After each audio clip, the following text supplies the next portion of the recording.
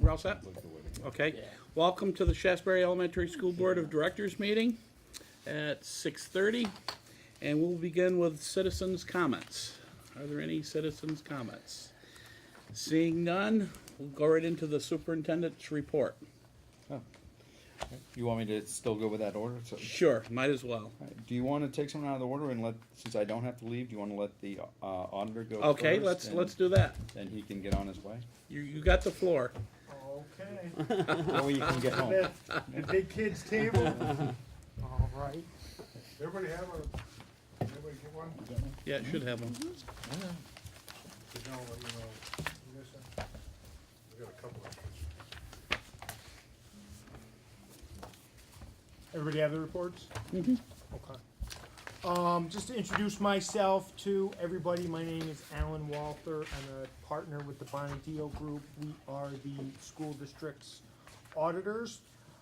Our role as your auditors is really twofold: to audit your financial statements, the school district's financial statements, and give our opinion on the financial statements. And our second role is to consider your internal controls and give a report on your internal controls. In completing our audit for the year, we issued 2 reports. There's a required communications letter, which is a 3-page document, and then the school district financial statements, which is the larger bound document. The first report that I'd like to talk to you about is the required communications letter. That document is exactly as its title would lead you to believe. Required communications. Anytime we perform an audit, we are required to issue this letter. And the important information here, if you have it, is at the top of page 2. Estimates affecting the financial statements. You think of the financial statements as numbers. You think of numbers as exact.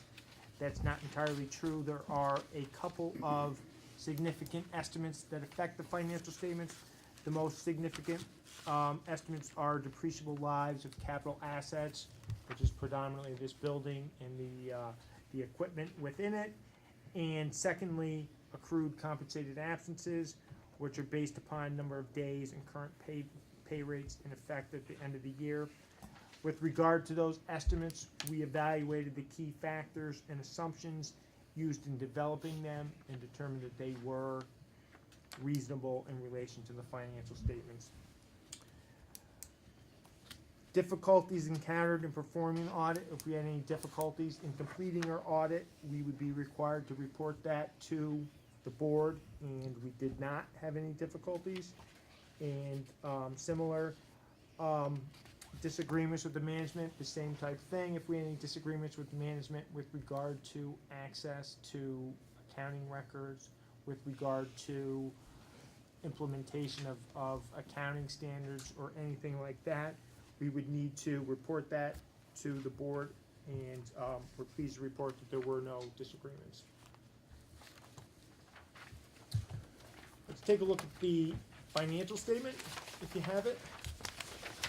And if you do have it and can open to the table of contents, I'll walk you through what is included in the financial report, and then I'll hit upon some of the highlights that I think is important for the board to be aware of. The financial report is broken into 5 sections. The independent auditors report on pages 1 and 2.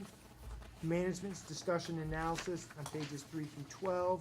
The financial statements and notes to the financial statements on pages 13 through 32. Supplementary information on page 33, the budget versus actual report for the general fund. And then finally, the other required report, the independent auditors report on internal control and compliance on 34 and 35, and then the schedule of findings and responses on page 36. It's important to remember that of this 36-page document, the only pages that are ours, that are the auditors, are pages 1 and 2, 34 and 35, and page 36. Okay, so the auditors' reports and the schedule of findings are ours. The rest of the document is yours. They're your financial statements, and we audit them. Okay. So, having said all that, if we go all the way to Page 36.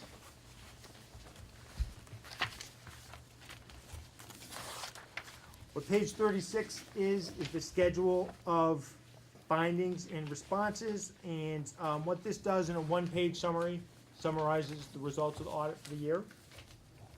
So your financial statement auditor report issued was unmodified. That's the highest level of assurance we can give on your financial statement, so we'll take a look at that report. With regard to internal controls, we noted no material weaknesses, we noted no significant deficiencies, and with regard to non-compliance material to the financial statements, there was none noted. Okay, so the overall results of the audit, very favorable, unmodified opinion, no internal control findings, and no instances of non-compliance. Okay. So let's flip all the way back to page 1. It's actually page 1 and 2. And well, page 1 and 2 is our auditor's report on your financial statements. And the important information in this report is at the top of page 2, which I will paraphrase. In our opinion, the financial statements present fairly the financial position of Shaftsbury School District as of June 30th, 2014. That's what we, as auditors, call an unmodified opinion. That's the highest level of assurance we can give on your financial statements. Okay?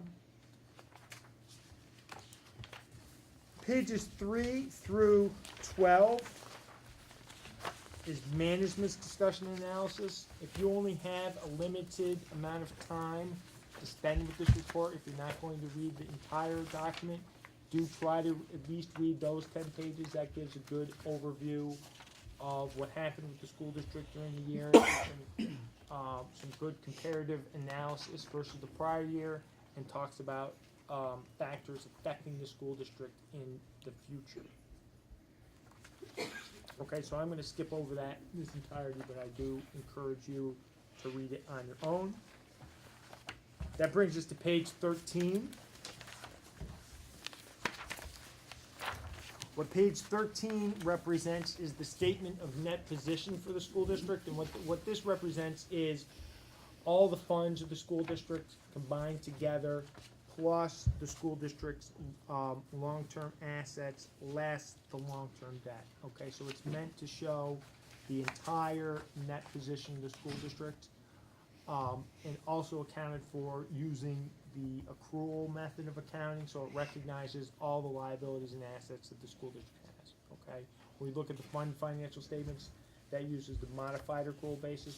That's the method of accounting used for budgetary purposes, and and we'll see as we look at that that the numbers are different based upon the two accounting methods. So with the highlights here of the statement of net position, total assets, $1,368,000.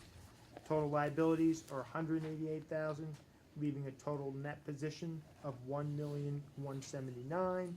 Of your total $1,179,000 net position, $726,000 is invested in capital assets, and $453,000 is unrestricted. Okay. Let's go to page 15, which is the balance sheet for the governmental funds. And what the balance sheet represents is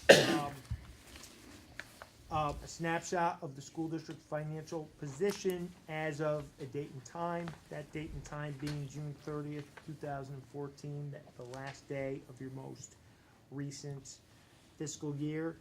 And the balance sheet for the governmental funds is accounted for using the modified accrual basis. So this is the same method of accounting that you use for your budget.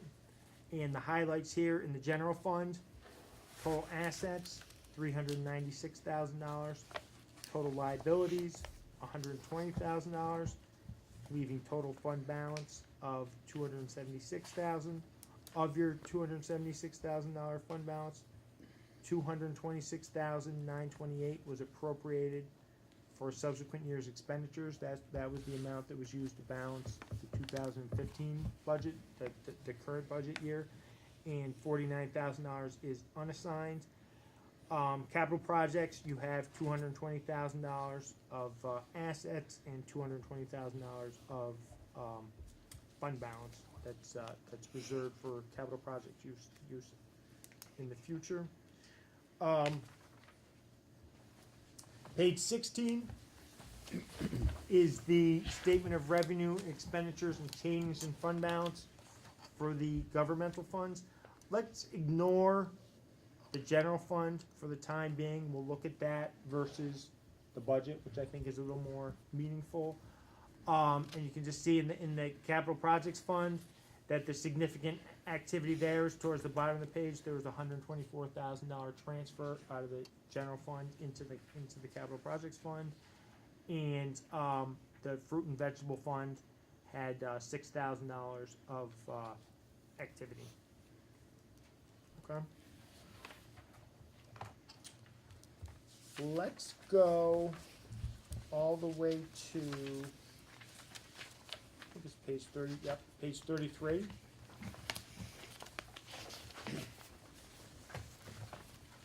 Which is the statement of revenue, expenditures, and changes in fund balance, budget versus actual for the general fund. And the highlights here, total revenue budgeted was $3,093,000.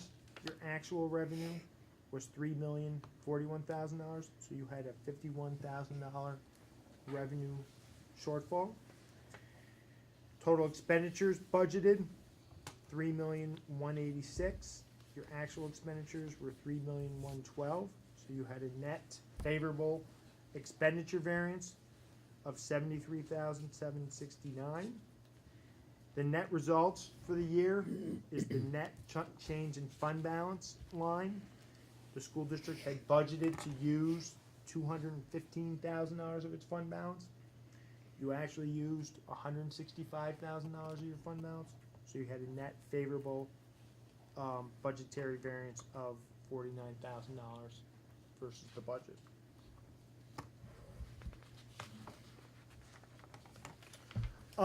Page 34 and 35 is the independent auditor's report on internal control over financial reporting and compliance.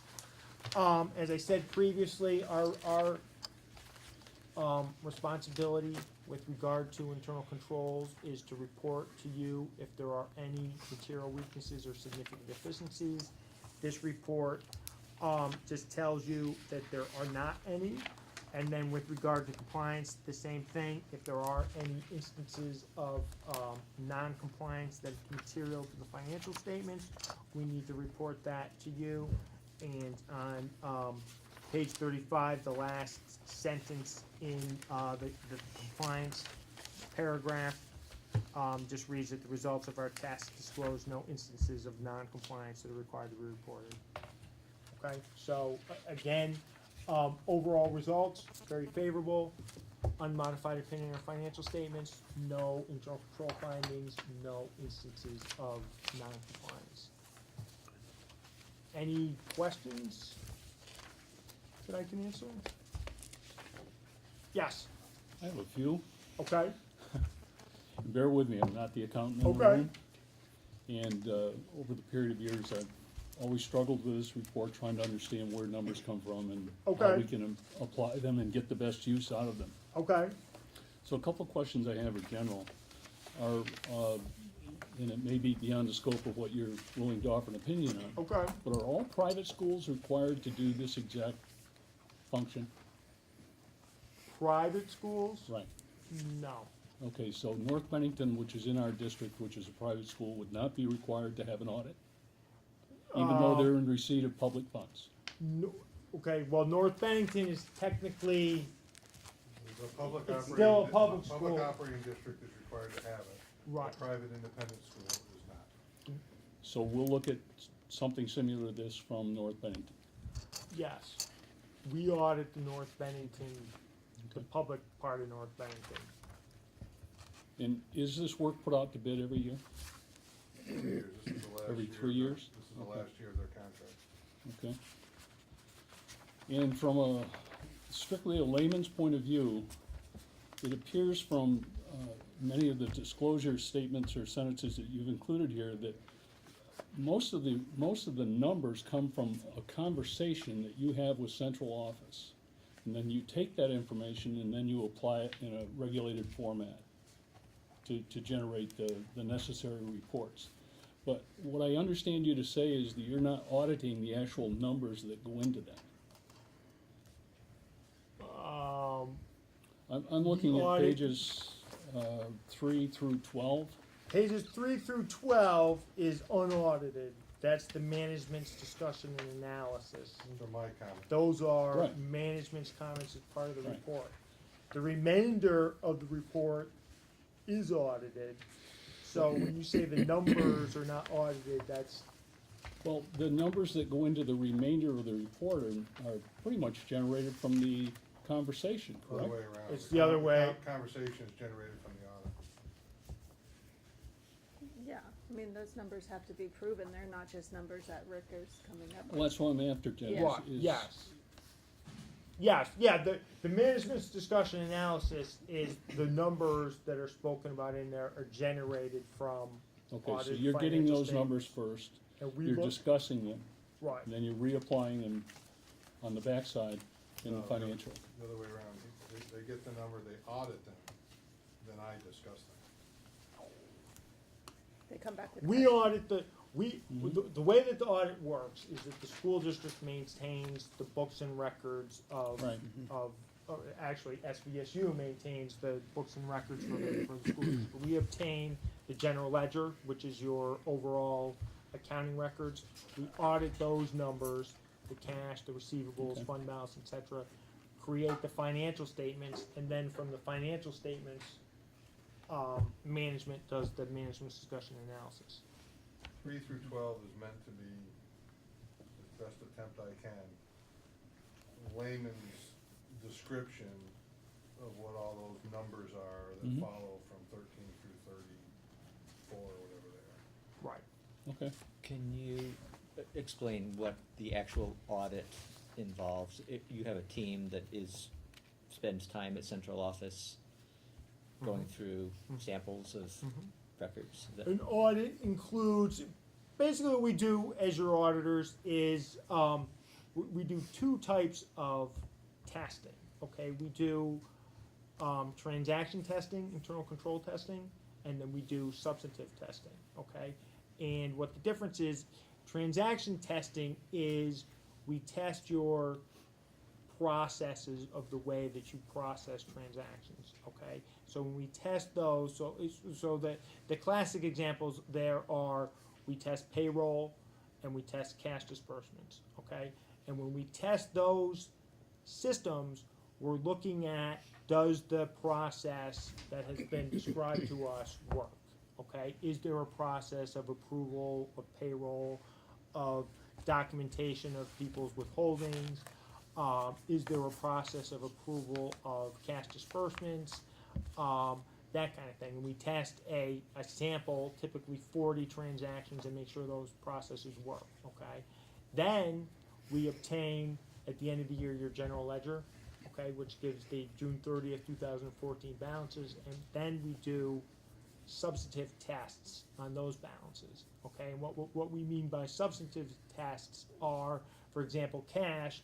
We will make sure that cash agrees with bank statements. We will test outstanding checks, outstanding deposits, and make sure that those numbers that are reported are correct. And then we create the financial statements and make sure that all the notes are there, and issue our opinion on them. In a nutshell. Probably more than you ever wanted to know about, I have a- audit process. Yes. I think I've been on the board 5 years, and I think every year, we come out with a clean audit. There's never been a red flag or anything like that. Do you have anything to explain that? I mean, is it just central office doing their job and everything's in check? I mean, Basically. you know, we do a lot of work goes into an audit, and the opinion on your financial statements is not given lightly, okay? You know, if you're expressing surprise that there's, you know, 5 years of clean opinions, I think that should be your expectation. That's what you pay SVSU for, is to maintain the records in a orderly fashion, and I think your expectation should be that you get a clean opinion. Our expectation when we come into your audit is kind of a blank slate. We don't have an expectation either way, and we do this the same amount of work each year. And you know, as I said, a lot of work goes into the support that allows us to give the opinion that we do give. Any other? Dave? Just one other thing, and this might not be something that we go over now, but it came up at, I think, the SU budget meeting we were having the other day. We were talking about putting the budget status report numbers that we see every month, the ed spending numbers, in the context of the audit, so that we can see, and I think this is maybe the only place where we would normally see it on an annual basis, it would be the dollars that are not part of ed spending. So the federal money, whatever state money we get. So I'm wondering if we can see that. Maybe it could be next month, actually. It doesn't need to be with you if Rick wants to walk us through it. That would, Or is the that would premise lar- wrong that here? would largely, if not solely, be at the SVSU. Okay, so that's not, I can't think, we're not even looking at that here. I can't think off the top of my head, other than that fresh fruits and vegetables thing that you saw there for. Otherwise, everything flows through you All mean, all the federal dollars flow through the SU. okay. And then they get, in our district numbers, we see them in the ed spending in one of the SU accounts there, in a special ed account or Right. In the central office assessment. account. Doing the Assessment assessment. items. Yeah, okay. Great. Leapfrog there. On page 4, overview of financial statements, table A2, under fund financial statements, fiduciary funds. There's a note there, instances in which the district administers resources on behalf of someone else. I think I asked a similar question last year. In your opinion, those are unaudited, correct?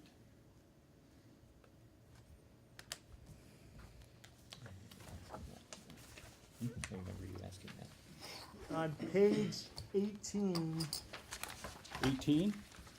That was on page 4. there are, no, I know, but They're answered on 18. there are some fiduciary funds.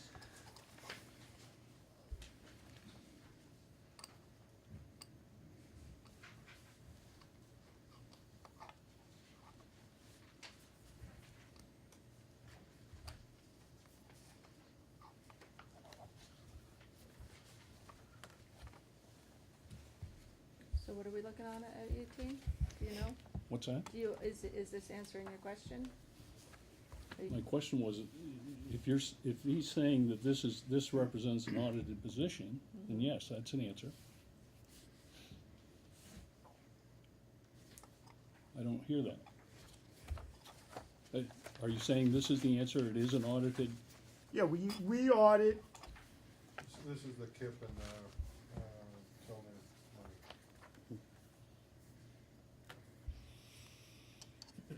that's under the school district's fiduciary I understand that part. responsibilities. Okay. I didn't know if it just came out of the conversation or whether it was actually, Audited. okay.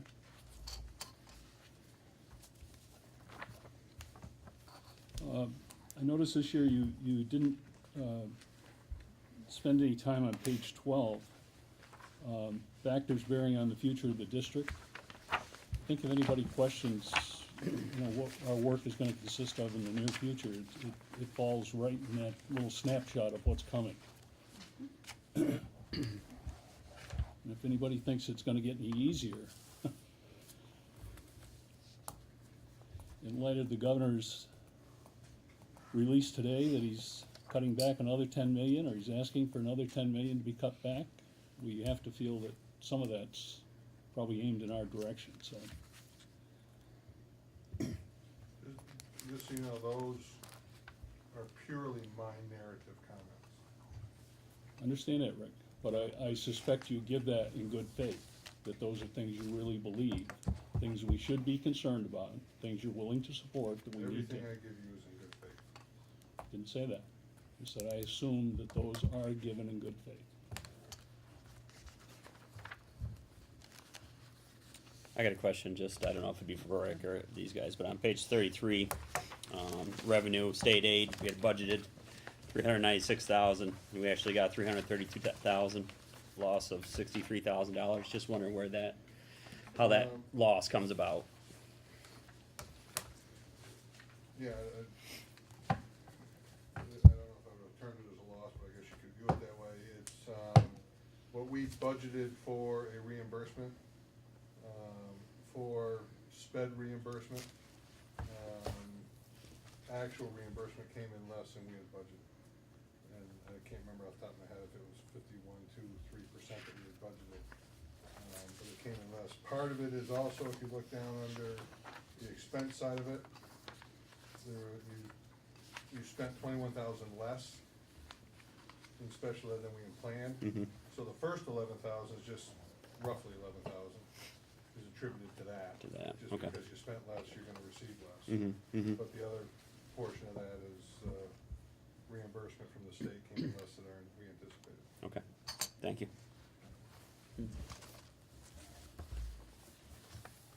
I had a question on the, on page 31, comments, commitments and contingencies, under transportation.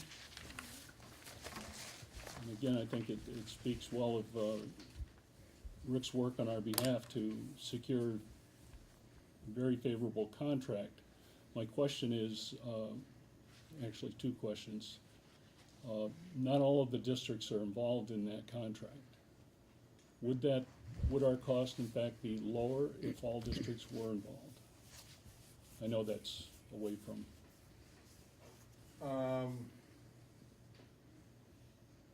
My hypothesis would be yes. When I actually looked at that analysis 4 or 5 years ago, it was yes. The AOE is taking a stricter view on the law that requires the SU to manage transportation. And there will be some conversations at the SU level in the near future surrounding this topic. could you remind us again, Rick, what the offset, the state offset is on that? That again is at the mercy of the legislature, so historically it has been in the mid-40s. I typically budget 40% reimbursement, but it's a function of whatever money they have available at the end of the day, and they say, okay, we'll allocate X number of dollars, and they Right. parse that out, and that's what we get. Have you seen a trend in that allocation? Yeah, it's been pretty consistent in the Has it? low to mid-40s. So you're not anticipating? I haven't seen that erode much. Okay.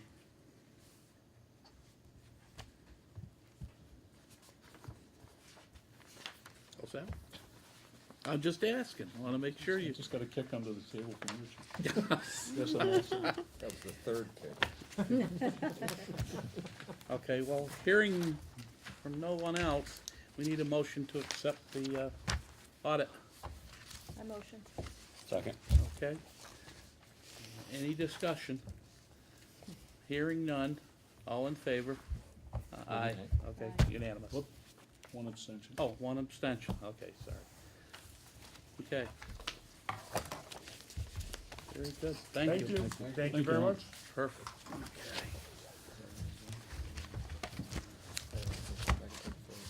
Thanks. I'm giving you keys.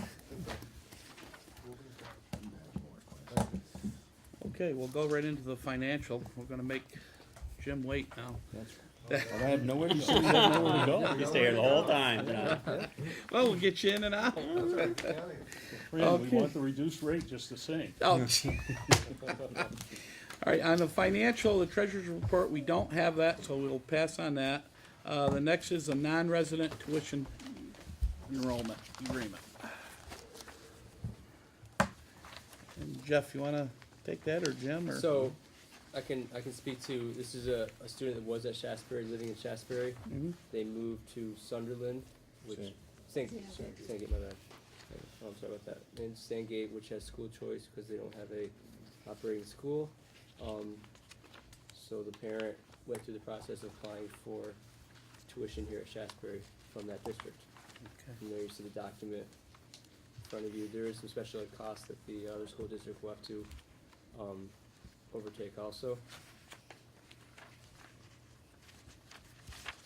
There's room in the class, as we talked about before, Okay, and we'd like to keep her here. She's yeah, perfect, okay, been here for a number of years. all right. Okay. We don't have to take any action on that, right? You need to authorize either the chair or superintendent to Sign it. sign and execute the agreement. Okay, so we want the, board So moved, that, superintendent to sign it? is that your preference? Yeah. Okay, Authorize the second? superintendent to sign the agreement. Second. okay, Jen seconded it. All in favor? Discussion, Fran? Oh, go ahead. Just walk us through that. We're going to receive from those folks, Prorated tuition. okay?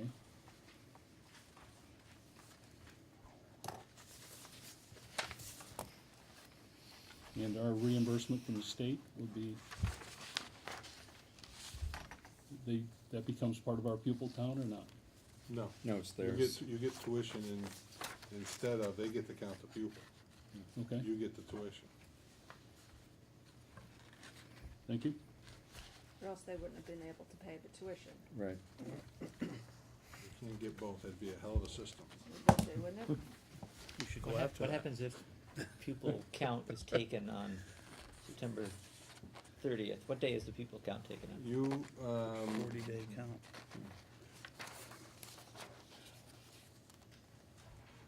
you would be to the advantage. I don't know, when did this take? October 1st. October first, so the end of the pupil count is, I wanna say October 20th or somewhere in that ballpark. It's 17th, is it? I wanna say 17th. It starts on your first day and they Oh, count. okay. 40. So you're gonna get, in your pupils, you're gonna get the prorated number from the first day of school through the 1st of October. Sandgate will get a prorated pupil for the 1st of October through October 17th. So you're getting a benefit of getting a little bit of both in this transaction. Next year, assuming the child stays in Sandgate and assuming they're tuitioned in here, you'll get 100% of your tuition, they'll get 100% of the ADM. Did I answer your question? Yes, Okay. thank you. The, it appears that this child comes with an IEP. Correct. Correct. The total cost of administration of that, giving that child those appropriate services, is picked up by the sending district, Correct. without As- exception. As outlined, as outlined in that document. Says it in Just to be clear, I mean, I've got the document. And even if that IEP changes, if for some reason, there's a meeting and they need more services or less, but the concern would be more, they have to pick up the additional services as well. there. Okay, anybody else? Okay, all in favor in the motion? Aye. Aye, okay, unanimous. Okay. Next, we'll go to the consent agenda, and we have the minutes of October 8th.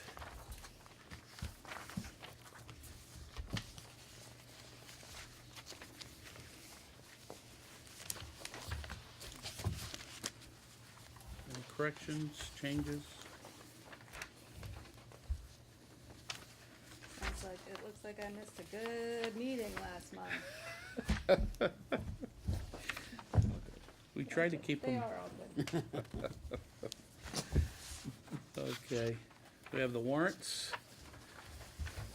We'll take it all, vote all at once, so. We have the warrants, 1,008 at 47,374.56. 1,009 at 50,224.53. 1,010, $48,304.24. 2005, $10,175.84. 2006, $34,862.45. You want questions on the warrants now, Fran, or? Yeah, I've got a couple. On the, page 1 of the 2005, the 10,175, it's the bond payment. That's, what does that leave us with? Do we have 35,000, that 10 would be, Well, I think in the audit, I'd I was seen gonna say, it. if you look in your audit, Yeah, I think it's 25, so I think I answered my own and question. then you take that payment off of what's in your audit, those are Okay. what you got left. I don't Alright, know so off the it's top of my 15, head what the okay. number is. That's, I wasn't sure, I was gonna ask that, but, okay, fine. And page 8 on 2006 LNG casters, I don't know what that would be for. I think it's the stove and oven, we're putting wheels on these things? Yes, Okay, yeah, so it's easier to move okay, alright, when they clean the floors and. gotcha, okay. Anybody else? Larry? First question is on page 2. Voucher number 2006. Yeah. On page 2. I know we've covered this question before, contracted bus transportation. If at all possible, could we just have some sort of a footnote in there to remind us what that's about? I mean, I go to page 4 and I can tell you the exact price of toilet tissue for $97.72, but I spend $7,700 and I really don't have a clue as to what I spent it on. So I'm just asking if for expenditures like that, can we have a little more clarification? Sure. My biggest question always in those areas is it related to special ed, okay? And so that would be helpful to identify that arena of expense. My other question is on page 5. Just bear with me a second if you can stick. Sure. That's it.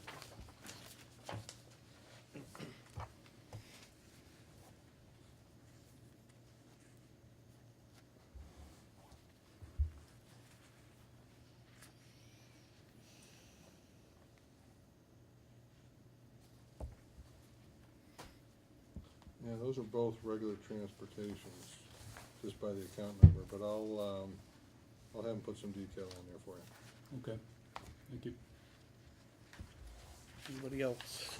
Oh, you, oh, sorry, Page 5? just let me know when you're Moving done, right along. that's fine. Same This- voucher this- line, What's that? same voucher number? Yes. The question there is the Home Depot credit services. What are you building, Jeff? Oh, that's to, do the windows. We started a first classroom to block off those windows in the middle, Oh, okay. so we got the supplies Okay. and Jay did that actually, I think, I'm not sure what day, but he took some time and got that first window done down in one of the classrooms Okay. and, Looks like we could go into the contracting business after we finish that. Page 7, about halfway down. I'm not even gonna try that name, J.A. something. Sounds like some sort of plumbing fixtures or, well, one is the new water fountain we have out here. okay, And then we had looks like some plumbing work done on toilet bowl. I can't think. that's all related to that or? Not, but that's what that company did, but we got supplies from that company. The Okay. toilet bowl and then the water fountain, new water fountain out front. And we also got, an eye wash station in the nurse's office. So that continues on. Okey-doke. Thank you. Anyone else?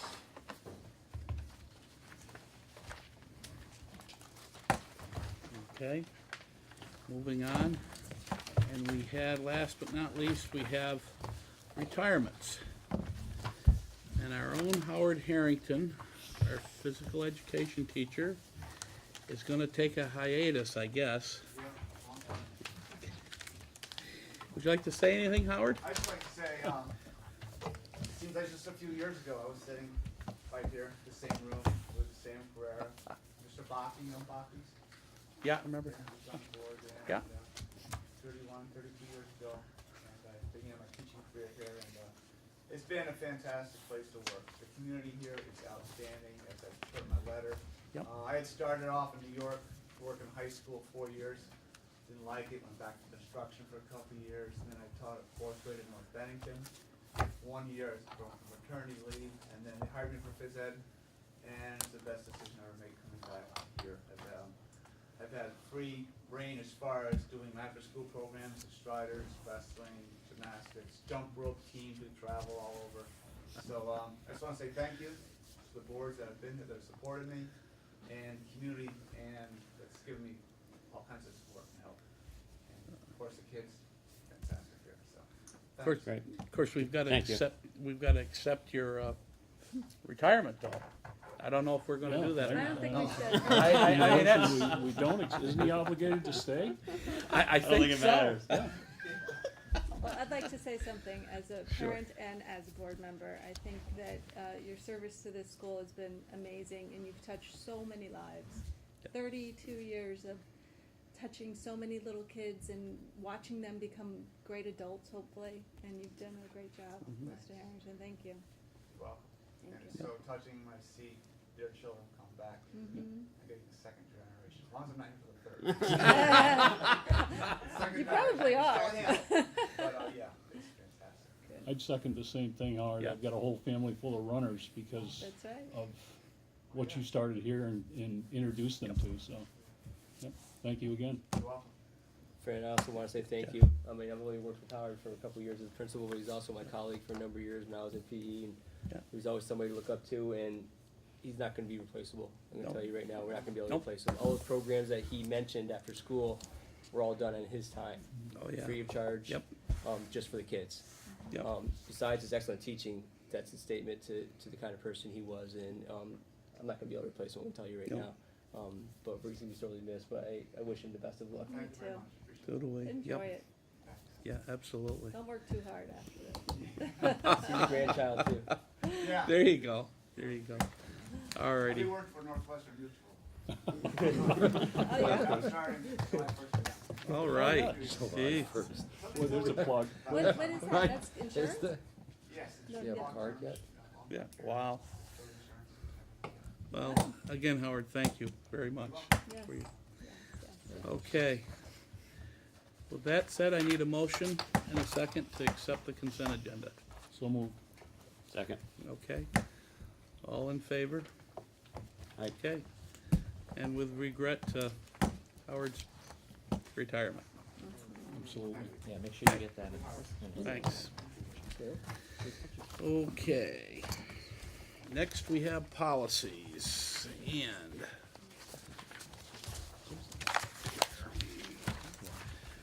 we have, policy number 6350, it's grade advancement, retention, promotion, acceleration of students. That is for warning only, it's not for adoption. Have any changes or any questions? Was anybody on the board Yeah. at the policy? That would be meeting? Todd.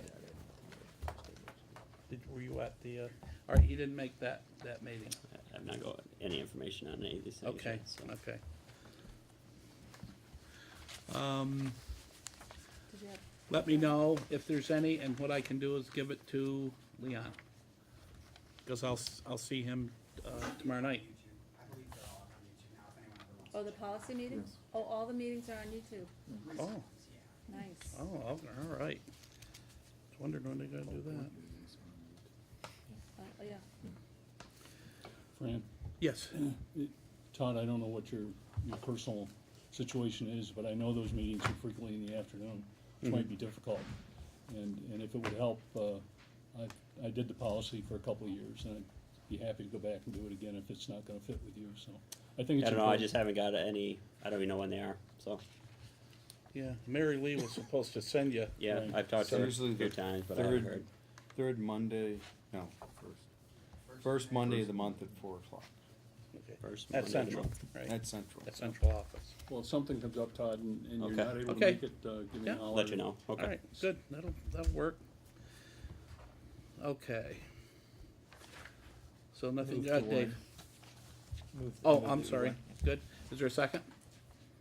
I'll second. Okay, Todd seconded it. All in favor? Aye. Okay, next one, 4020, it's appointments of administrators other than the superintendent. This is for an adoption. So moved on. Okay. I'll second it. Any questions, changes, anything? I think we went over this thing We've seen it a couple already. of times, so, yeah. Okay, hearing no discussion, all in favor?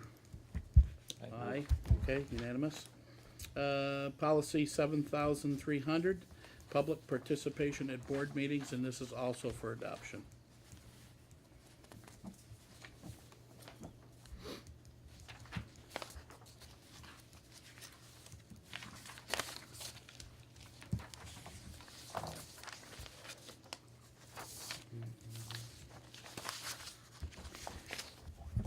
Nothing, hearing nothing? Make a motion to accept this. Okay, that's Todd made the motion.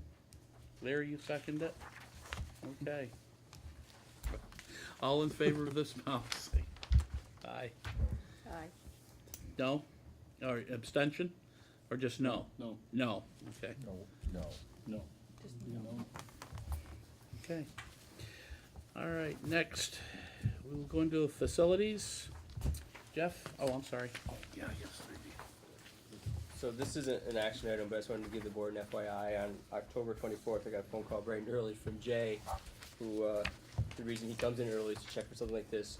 We had a heating pipe valve, an air valve, get stuck, a water leak. It was actually just on the other side of those globes. Luckily, on that side of the wall, they made a big wet mess, and we lost a couple ceiling tiles, but other than that, nothing was really damaged. Servpro was very quick to get here, and they ran fans and dehumidifiers all weekend long, and as you, just like they say, it's like it never even happened. They cleaned it all up, emailed Fran yeah, I did get those, Yep. and the pictures, everything else. and Rick, I'm sorry, pretty much decided that deductible wasn't really worth. It was like, I think the Servpro bill was gonna end up being around $3,000, and then a couple ceiling tiles, which I think Jay had in storage. Okay. Small plumbing bill. Small, very small, the $9 part. And then the plumber proceeded to check all the rest of the valves for us to make sure that wasn't gonna happen again, hopefully in the remaining, sections. So that's it for facilities. Okay. Okay, that it on that one? Yep. Okay. Next is personnel. We've met, oh, I'm sorry. Would, the generator fall under that? The facility? Actually, we can, yeah, what's gone on with the generator? We signed the, Tim Scoggins and I signed the agreement. And, You know as much as I know. oh, okay, I haven't so, heard anything different. oh, so we don't know if it's even up. No. Oh, okay, cause I know that they had to buy the wire. I Right. guess that was the only thing, they had everything else. That's what it says So on as there. of right now, okay, Fran, I've got a little sure, insight into that. Yep. Jen, the only thing that's holding it up is the contractor himself finding the Okay. proper amount of, or the time that he needs to complete the installation. oh, And he's roughly gave us a commitment by the end of the year. Okay, and we were all comfortable with the arrangement that the town and the school, cause it's a big responsibility. I mean, Well, we it's not had- just for the school. right, yeah.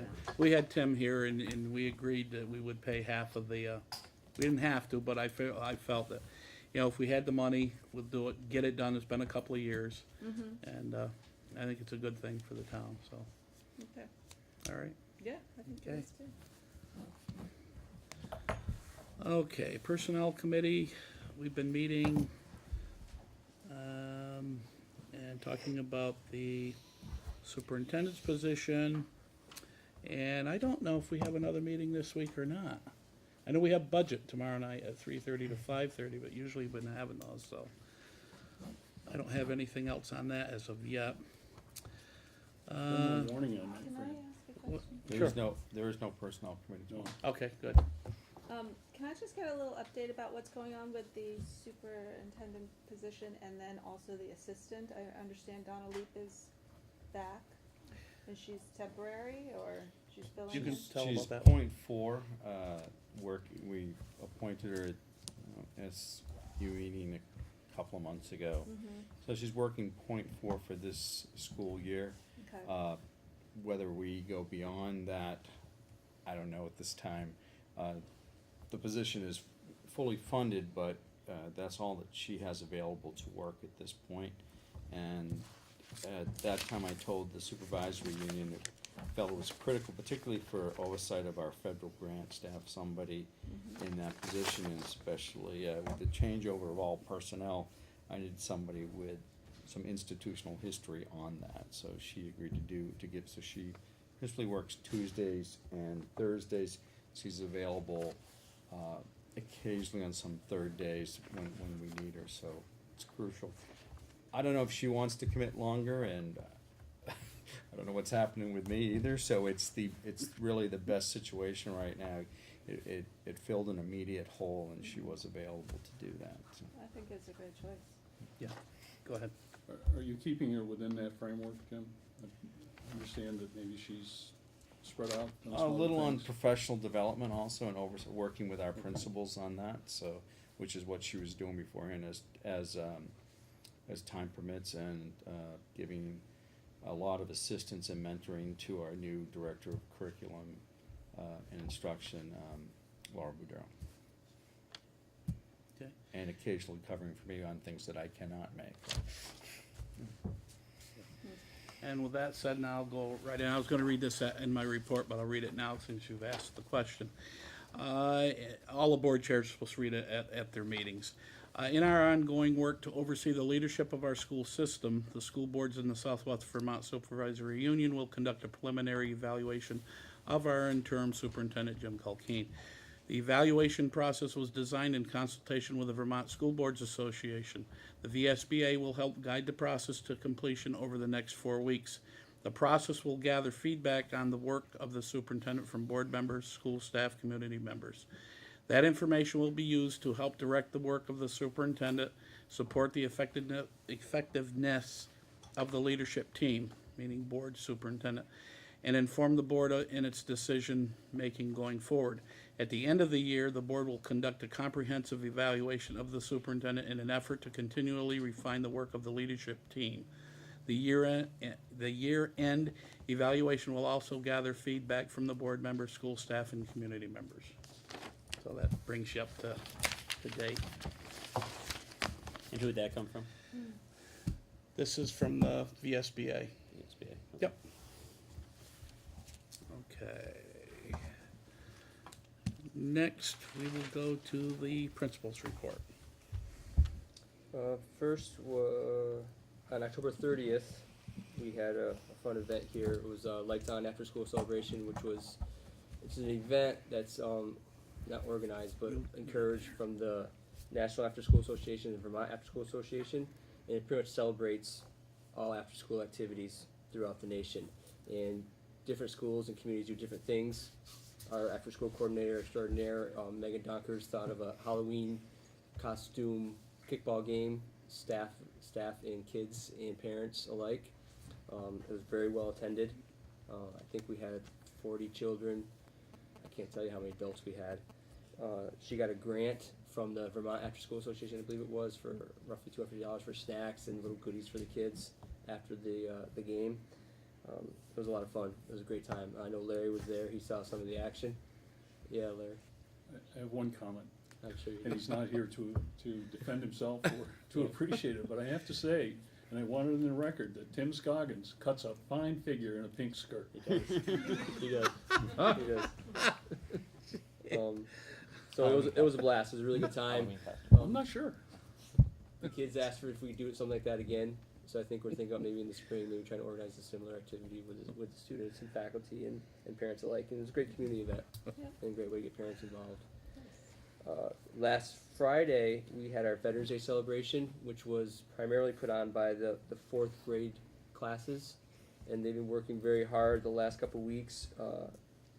They had a couple different presentations. They had your traditional skit of what Veterans Day was all about. They also been working with their Chromebooks on this website called Go Animate, where they actually made their own animated scenes where kids or figures are talking to each other, telling each other about Veterans Day and what they've learned about Veterans Day, which was very popular. The kids loved that. It was a good time. They also had a poem, and then the ending was a song by the whole school, where the one half of the school was singing one part of a song, and the other half was singing another part. And it came together really nicely. Sue Green, our music teacher, had been working with the students in that music, and it was pretty phenomenal. It was pretty phenomenal. I was pretty impressed and proud as a principal. Did you have were you able to capture a copy of that, Jeff? Is Well, it on our site or? It's on the actually- website. It's on the website. It's on YouTube. Cat TV was there. They're going to put together something, I think, for Cat TV. We're going to try to get them a digital copy of those animations so they can put them, embed them into it.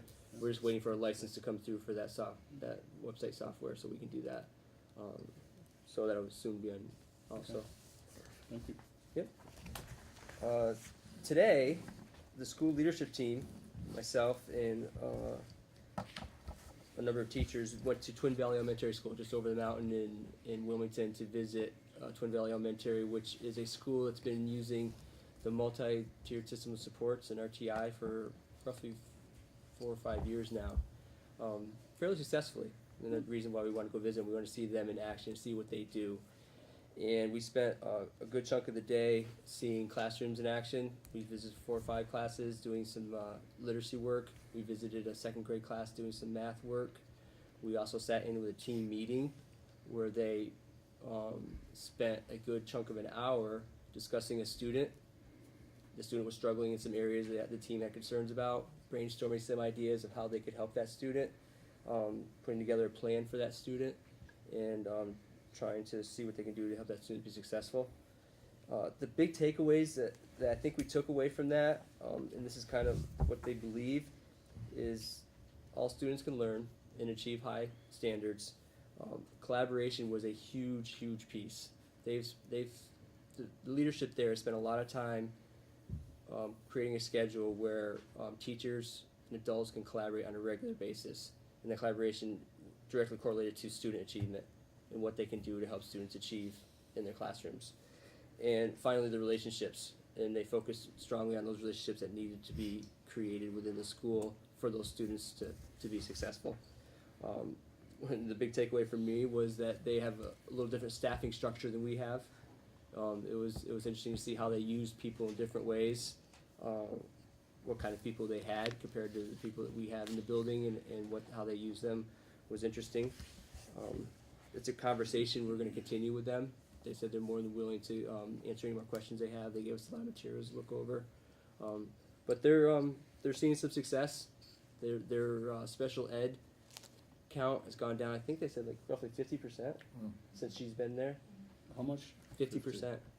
50. Wow. 50. Yep. So, which is significant. That's a large number. That's a large number. I mean, their school is very similar to us. They're at 230-ish. 230-ish. Their free and reduced lunch was slightly higher than ours, not a lot, and their sped population was lower than ours. But other than that, they're very similar to us. That's the reason we wanted to visit them, because we wanted a model school, because we have adopted the MTSS model here this year. We're working through some bugs and we're working on it, and we found out that we're doing a lot of things similar to how they started out, which we felt good about. We know we're on the right track, but we also got some good ideas from them and say, think about this, think about that. And that's the same umbrella that they're working under, Jeff? What'd you call it? MTSS, multi-tiered systems of support. And that's the same as what you observed over there? That's what they're doing, yes, and Right. we've adopted that type of model. We're here mostly for math right now because that was our identified status.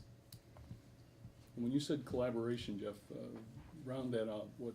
So they have they've created clusters, grade clusters. So there's a K1 grade cluster, K1 grade cluster. So that's 4 teachers. They have 2 classrooms for each grade. Plus they have a literacy and a math coach, which is someone that does a number of things. One is part of her job is to work with the teachers and say, okay, do you need some interventions in some math or literacy? Here's some ideas. Here's what I can give you. Do you need some professional development? She helps with that.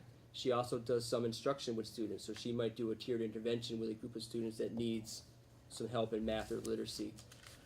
So that's part of the team. The special educator is part of the team. So the team meeting we sat in had close to 10 people in it.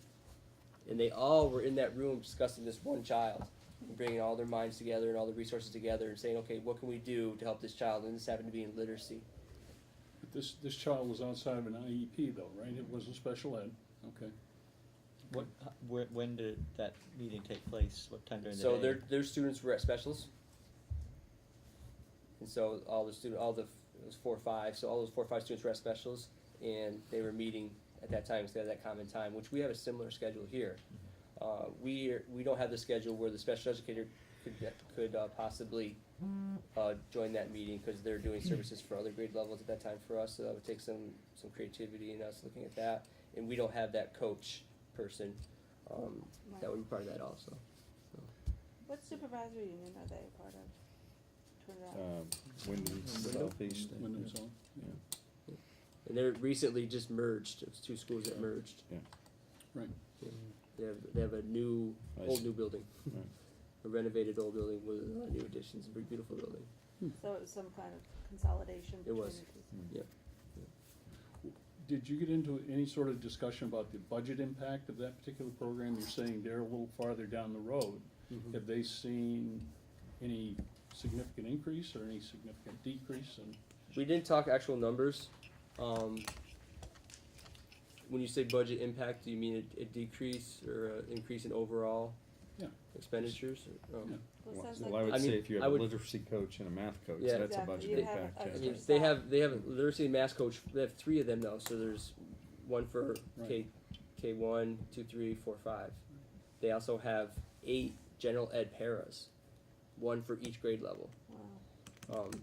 And then they also have sped paras, but their sped paras was 5. So there is an additional expense that comes with that Yeah. intensity. Mhm. Yeah. Yep. Okay. Yep. In that same group, would, if there were 12 kids over there that needed that same amount of attention, it would fall to this same group to apply that, or would it take another? Well, group it of depends on the 10? grade level. It would be on the Right. grade level for that team. So a 2. But if it fell within the, what'd you say the parameter was for that one you gave an example for? the student, First grade? that was a 4-5 student. So it was a 4-5 team with that 4-5 coach and the special educator. I think even paras were involved. Right. So if there were 10 kids that needed that attention in grade 5, Yep. they would all, Yep. They have that, time that throughout. team would be the, Yes. Yep. okay. Jeff, the coach, it's one coach who is both literacy and math, and is that federally funded, or is it? They have, I think, 1 title teacher, maybe 2 title teachers that are federally funded, and 1 that's locally funded, I believe, Of the 3? of the 3. Yeah. I'm not sure. I can't speak. I know at least 1 was, and they funded 2 are federally funded. Yeah. Their free and reduced numbers were over 50%, so they're probably 2 federally funded, 1 locally funded, but similar positions. Other questions on the visit? Okay. As you probably know, I sent out a Google form survey, school climate culture survey. I sent it all to everybody on this table, the staff, every parent we have an email address for. I send it out to them with an electronic version. We'll have some students take the upper grade students will take that survey also in the coming weeks. And it's coming from the school leadership team, because our next task is to look at social emotional learning here at Shaftsbury. And we wanted to kind of get a baseline and see what people's perceptions were, everybody's perceptions, the community, the teachers, other staff members, the parents, and even the students, and get their perspective on the climate and culture here at Shaftsbury. And we're going to use that information to kind of drive decisions as we decide on a social behavioral program we may or may not use here at Shaftsbury. I like to share those results next month. I want to give us more time. I've gotten, I think, over 60 replies as of right now. when I think over 240 were sent out, You sent 240 out, roughly. right? Okay. We have, with our K-12 system, we've been pretty diligent about trying to get emails from parents. We've done a pretty good job getting roughly 85% to 90% of our parents we have an email. I could send that through our K-12 system. I didn't get that. And then I sent them out individually or through an email with you all. And this was generated from where, Jeff? I mean, not, the committee that generated it was, School leadership team again. I mean, I generated most of the questions, and then we discussed it as a team and kind of fine-tuned it, and then from there.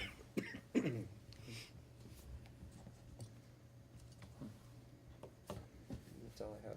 All set? Yep, thank you. Jim? I almost forgot about you. Yeah, I was hoping. Good evening. I got a PowerPoint presentation for you, but before we get into that, a couple of things that have been going on. I did attend the Joint School Board Association, Superintendent's Association Conference at Lake Maury last week of October. There were some good presentations. Dave was there also. One of the Will Daggett was a presentation that I went to, and really about affecting positive school change.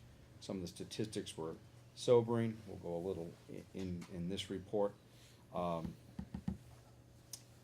And some of the breakout sessions really dealt with some of the concerns that you saw in your audit tonight about the fiscal pressures that are coming to the school districts, particularly the uncertainty on 166, which is the universal pre-K, and the rules are still not written on how that is going to be implemented, and that was stated at that meeting. And then again this morning, I was in North Clarendon, Vermont, for a regional superintendent's meeting with our area legislators, and the list of concerns again repeated there. The unfunded mandates, the demands on school districts, and clearly, and I know this is near and dear to here in Shaftsbury, so I will mention it to you.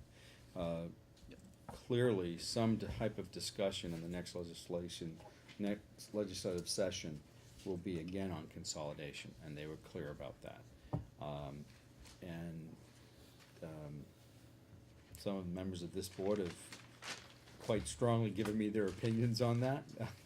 And I mentioned that you might want to make sure you make those feelings known to your representatives before the next session begins.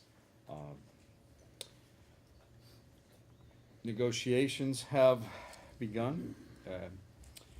The first meeting with the teachers was scheduled for Monday of this week. We had the negotiating committee, the board committee, has been meeting, producing what will be the package that we're presenting. Both sides exchanged their packages last week. We're supposed to meet Monday. The packages proved pretty extensive, so the face-to-face meeting for Monday was canceled, and both groups still met on Monday, but individually to review where we are on that. I think you should anticipate a long and drawn-out negotiating season. Yep. Yeah. All right. So, what I'm going to show you next is. Can I just ask a quick Yes. question about that? Where is it left off with the discussion of having it as an open meeting? Where is it? Where did they leave off? We haven't got the school board very much wants it to be an open meeting. Yeah, We had one meeting face to face with the teachers to lay out the ground rules for how negotiations were going to happen, and that issue has not been settled. And next time that we meet with them, I anticipate that will be right back on the table for that. So the ground rules haven't been agreed to. Right. That would either allow that or disallow it. So if there is no lacking of ground rules, then anything could take place, but you also can't force somebody to the table either. Right. You know, it's still very much a possibility. Okay, good. Yeah. All right. The Vermont School Board Association and the Vermont Superintendent Association put this presentation together. Now, it is an 18-minute video, which I am not gonna show you. I took the liberty of reducing it to a slide presentation of the slides that I felt was pertinent. The last slide you will see will be the link to the video if you wish in your own time to sit home and watch this 18-minute video. But with negotiations going forward, with a legislative session about to begin, with us in budget building discussions, I think some of the information in here is important for all to see. Some of you might have seen this video at one of the regional meetings if you attended it. And what I will do at a future meeting is, what we're working on right now is to take, these are statewide statistics that I'm gonna show you. We wanna transfer it to our own individual districts so that we can compare the snapshot of where we are. So, Jeff, the first slide. First is Vermont current expenditures for students. If you look, this is a 10-year snapshot. If you can see where we were 10 years ago and what it is currently costing on average in the state of Vermont, $16,775. Oh, you know what? I'm sorry. I have this as a handout for everybody. So if you don't have to squint and see. Sometimes I get talking so much I forget what I have in front of me. And there should be some additional copies for the audience. I'll let you get that in front of you.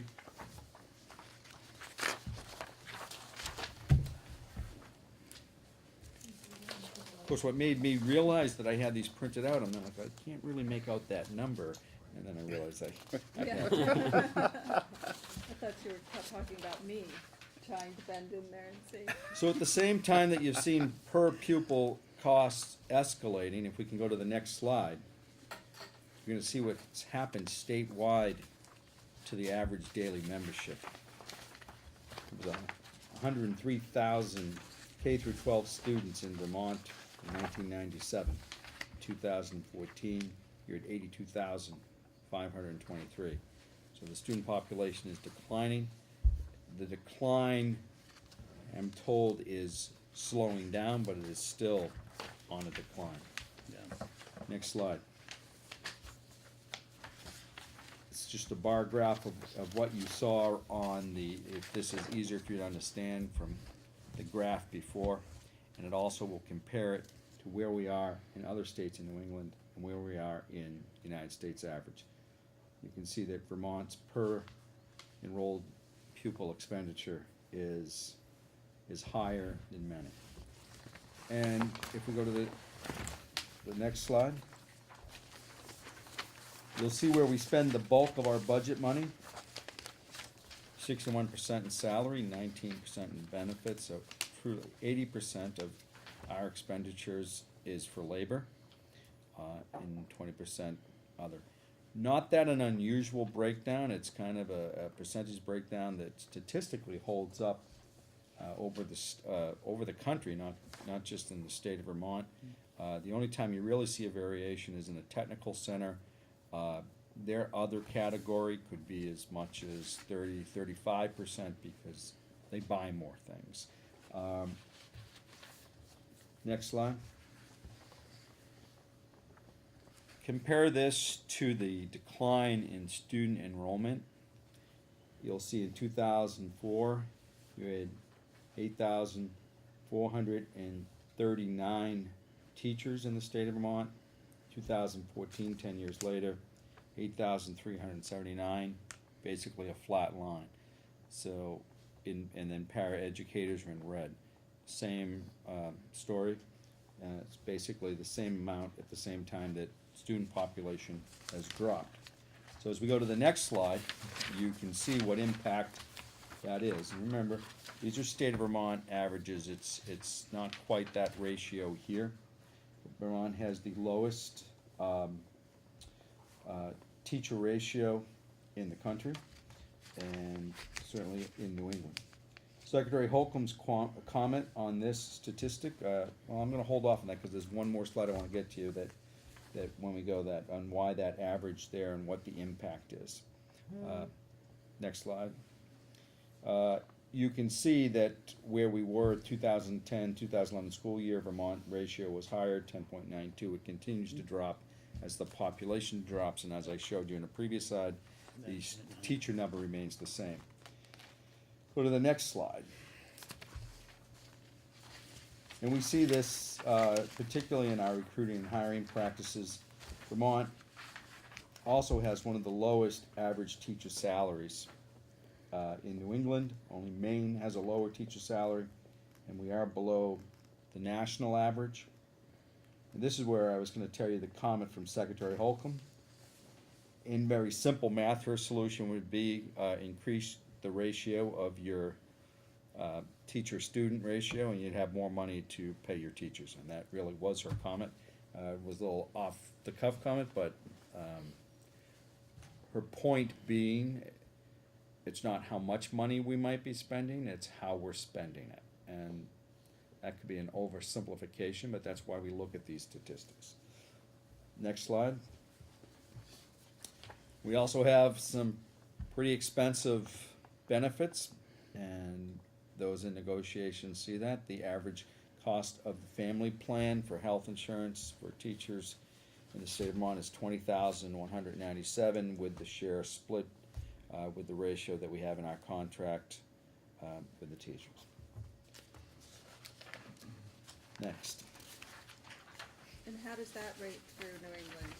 Is there a chart to, I mean, how do we, How do we compare? I Yeah.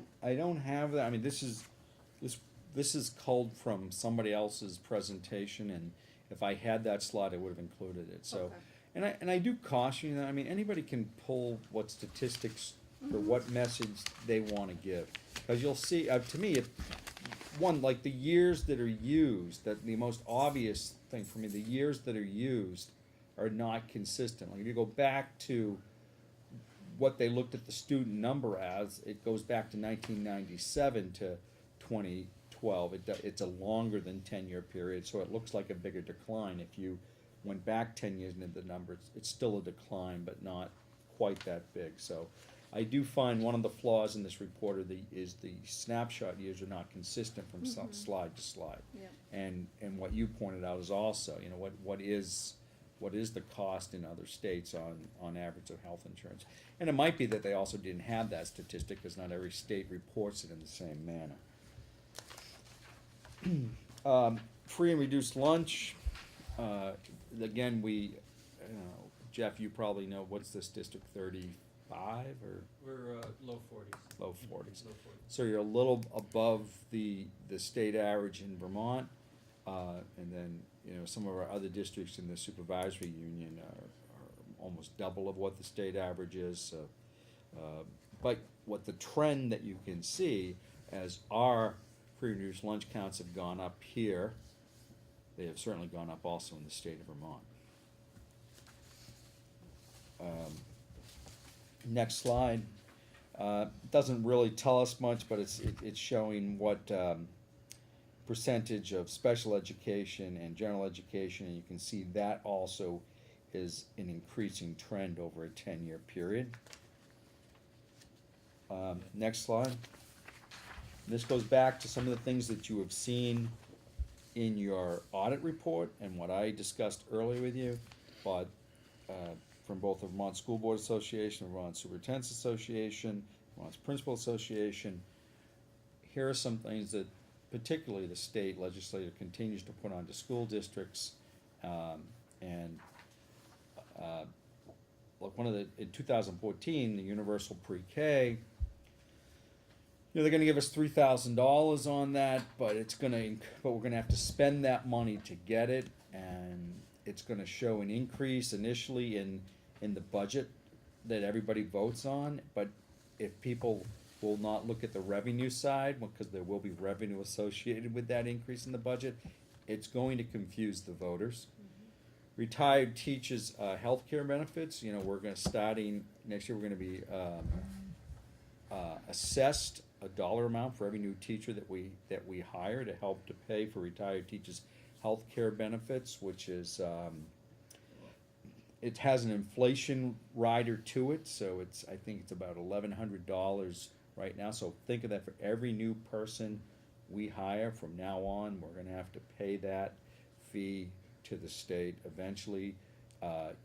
20, 25 years from now, when everybody can, when we have other retirements, that could become a pretty big bill for the school districts.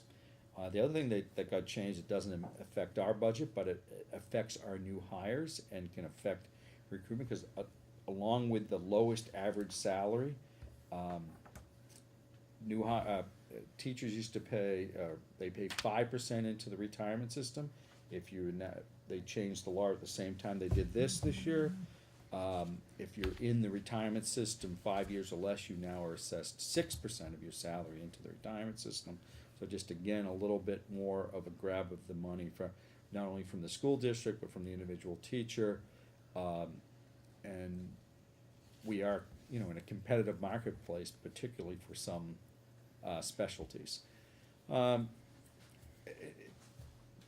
enrollment, universal pre-K, as educators, we can't really argue about that. They are beneficial programs, but the challenge is, who's paying for that? And what's the effect on the budget? I mean, no new money, no new revenue streams coming in. How does that get paid for? Next. So give you a little bit of idea of how Vermont compares to other New England states as far as the size of school districts. And you can see where they're really trying to shape the conversation. This goes back to the consolidation argument, showing that Vermont really has very few large school districts as compared to some other states. Next. And you can see where the percentage of general fund is shrinking and property taxes is increasing to pay for education. That shouldn't surprise any homeowner in any of our school districts, but there it is in a bar graph. Next slide. And you can see the median household income for Vermont, and compare that to where it is in other states. And again, we're gonna attempt to generate this, we're gonna detail this more to our own districts and see what these numbers are if we can in our own, because looking at state averages is interesting, but it's not gonna tell us the picture of where we are as we try to move forward with budgets. Next.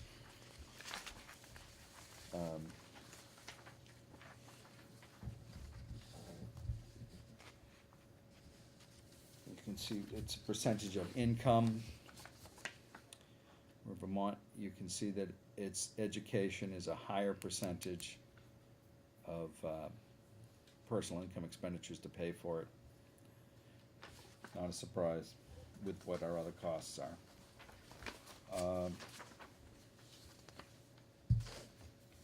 Go ahead to the next, skip that one too, that one was supposed to get eliminated, you can skip that.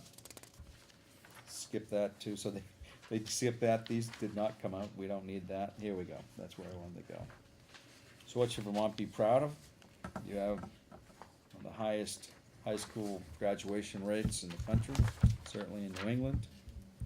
But even that figure, which you think we should be proud of, is not without its distractors. Comments being made at some of these meetings is, why is our graduation rate so high when we also have one of the lowest rates of students who go on to further education? So there could be many factors.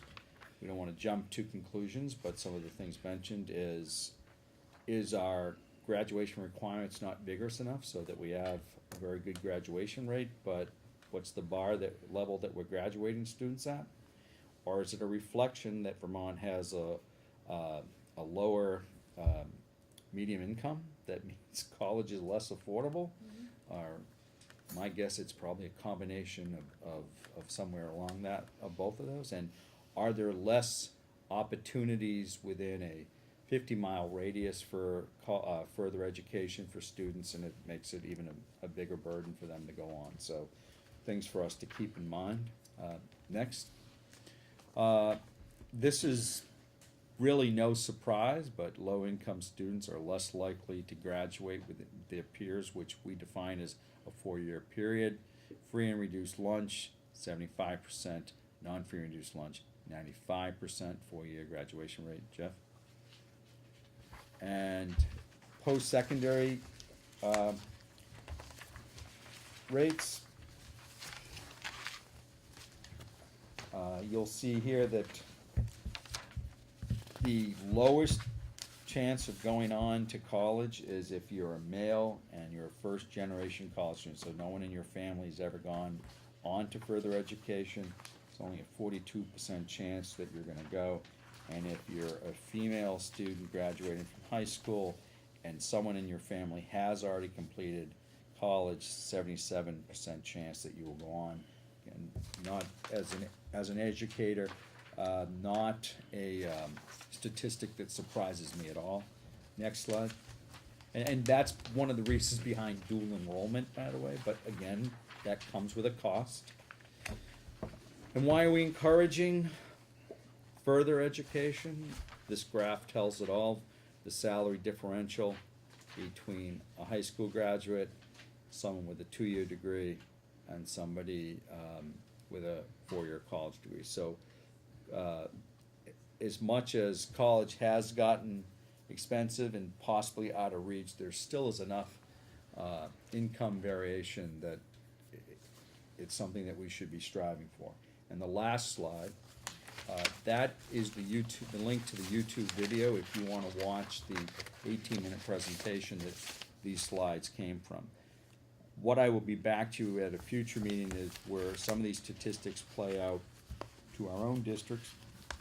And there are also some additional slides that was in Secretary Holcomb's presentation that I didn't add to this because it was a separate presentation and I didn't want to mix the two. But she also has some interesting statistics on the state of education in the state of Vermont. Particularly to the size of school districts, that's where she's coming from, and where we're seeing declining student count. Vermont has some high schools that have less than 100 students in it, and I don't have a real good feel yet for what they consider to be an ideal size school. When I look at the graphs that I'll show you in a future presentation, because we're having a little trouble with them because they reproduce very small, because they're maps of Vermont and they track by supervisory union, things from like teacher turnover ratios, superintendent turnover ratios. Believe it or not, this is a relatively stable area compared to other parts of the state as far as student enrollment and your administrative turnover rate. But in some districts not far from here, like you mentioned, we talked about Twin Valley. I believe that was noted as one that they have had 4 superintendents in 5 years, or some amazing statistic like that. Did they mention that when you were there? Yeah. So that seems to be the focus of a lot of Secretary Holcomb's discussion, that the stability rate of leadership in Vermont is having an impact. That's Also. because the SU boards are too big. You have too many bosses telling you what to do. I'm not gonna, yeah. That I- isn't that big anymore. It's down to 11. 11, that's a lot. It's less than 18 now. But I am too, I think there's, in this supervisory union, I think there's 39 individuals who serve on the school boards. And there's something like 63 seats. And because everyone in the supervisory union is on another board, so that's not counted. So that's why I get 39 from 63 seats, and there's also some, that is a lot of people. But That's a lot of people. but I don't know if that's, I mean, some of the things that I'm hearing, like at the meeting this morning, is you know, the talk of consolidation, is making everybody from principals to superintendents to curriculum, is my job gonna be there? Is this a stable position, or, you know, is consolidation going to be forced, and should I be looking, you know, planning will I be able to retire from here type thing, is some of the comments that I've heard at some of the meetings that I've attended, and I think I've also heard people say consolidation over my dead body too, but I won't point to anybody on that, but Yeah, I have to I tell offer you, this as information for you to contemplate, look over the handouts on your own time, and it can prompt a discussion at a And I later just wanna time. make one thing clear, that the feeling that you have for this board and consolidation is not, across the board. No, We all I have our realize that. opinions, and I Yeah. want you to make sure. And that's why it's important that we have the discussion, and we don't hide it, and I think you should make your feelings known to your legislator, because in the meetings that I've been to, they are clearly stating that, it will come up again, and they feel from, you know, and this isn't a scientific study by any means, but No. what I'm hearing is the Senate would have taken some action last year, but they got it too late. Right. And the discussion needed to happen earlier, because the pressures are there from the presentation I've seen, the economy of scale, any savings from that we're not benefiting from that, and we could be more efficient. And that doesn't even necessarily mean consolidation, that there are other ways to be efficient too. I remember the last VSBA thing we went to in Manchester at the elementary school, and we broke off into groups and everything, and a lot of those people that have been on there for a long time, just like me, they said, we're not gonna do it unless we're forced to. Right. And I've heard that so many times at these meetings. I said, well, okay. Well, So, my comment on consolidation is then put the incentives there to make it work. mhm, If it's gonna save the ed fund money, then the state should be talking about put some money. financial incentives, and I'll use something that I'm familiar with. I came from the tech center. Now, whether you are aware of this, but administrative salaries at the tech centers, up to 50% of that is paid for by the state, and that was my understanding, an initiative back years ago to encourage tech centers to consolidate and become regional centers. Well, why don't you do the same thing with, if you want a consolidated school district, you want a K through 12 school district, or pre-K through 12 school district, then why don't you put some incentives on that? You heard what Rick said was the percentage on transportation reimbursement?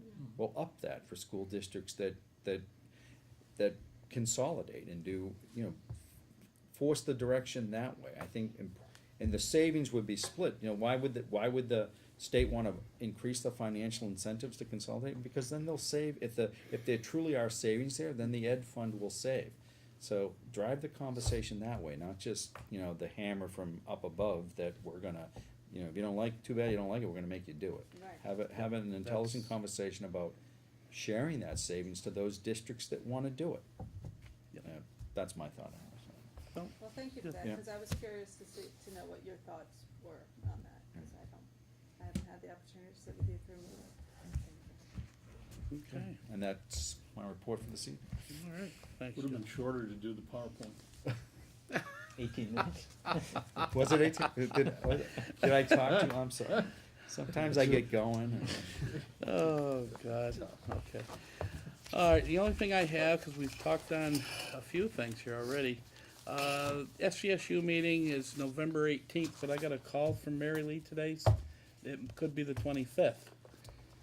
I think it's still scheduled for the For 18th. 18th? Yeah. Okay. She's just making sure that it's. Okay. They moved it because of Thanksgiving Yeah. holiday. Oh, okay, all right, good, And no one really wants it the 25th, but there was some. right, I think what it was.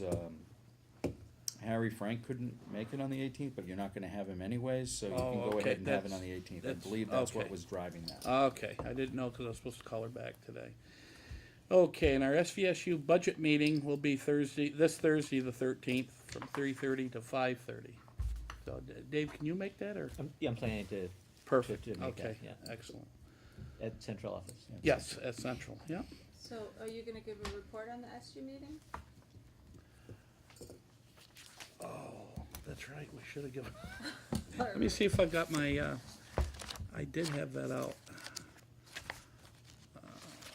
I don't have that with me. Okay. John, Just YouTube it. do you, Larry, do you have a? No? Okay, you're as bad as I am then. Okay, No, I'm not. I'll make, I'll make sure you get a synopsis of that, John, so you know what's going on. Other than that, I have no other. Our next meeting is Wednesday, December 10th.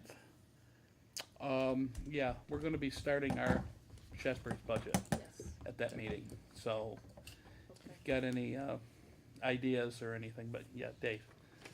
Just on the, back to the VSBA annual meeting, Mm-hmm. there's, if you go to their website, there's a link to, this is vtvsba.org. There's a link to the presentation that, was it Will Daggett? The keynote. Yeah, that Will opened Daggett. the conference, and everyone should see it. Okay. Maybe a little longer than 18 minutes, but Yeah, probably, Uh, but it was he's very, a- he was, he's a held your attention. motivational speaker who speaks about education and about change. And when it finished, I thought, not for the only time during that 2 days, that, boy, it would be great if all 37 or whatever of the board members from SVSU were here to be part of this, Mm. because it was so compelling. Yeah. He's coming back to Vermont in August, and he's available to come to a school district the 25th of August. He's doing one north of us, the 26th, so if you link up with on the school, so it's a possibility that we could do it for opening day, but what's your guess at that cost for his presentation? Do you know? Yeah. Oh, I found out today. I'm not gonna Hours. embarrass myself by giving it wrong. $11,000. How much? $11,000. Yeah, okay, I was gonna say 10, so. Yeah. Yeah. But he can command, I mean. Right, it and then wouldn't that be included surprised the if he breakout makes sessions that every he week. did afterwards Yeah. and everything like that, yeah. Yeah. Wow. What'd you take away, Dave? I mean, you say it's worth seeing, but, I mean, is it just another regurgitation of the same old information, Yeah, or a is little it bit. I mean, I actually- guess his main point was that and, you know, this is something that you may not agree with, but I'd say that watching it, most people would say, yeah, he has a point, that our education system has not evolved at the pace that the world has evolved, and that we need to make changes. He wasn't talking about costs. No. He wasn't really talking about health insurance. But he would have talked about Oh, our really? graduation rate and that it was high, but Yeah. what was the quality of a graduate, and are we prepared for the world of work and further education? Are we, college and career ready? And he would probably argue no, and one of his points were that current statistics, he said, that 70% of all students currently in high school will need some form of public assistance in their lifetime, because they will not have the skills to attain a job that will pay them adequately with the benefits that they need. That's not going on further education, that's just with the high school. With the high school, yeah, based on, because they're not graduating with the skills that they need. I mean, he was extremely interesting, mesmerizing, holds his audience, but also could be a little depressing too, as if you No. heard all the statistics, but. Wow.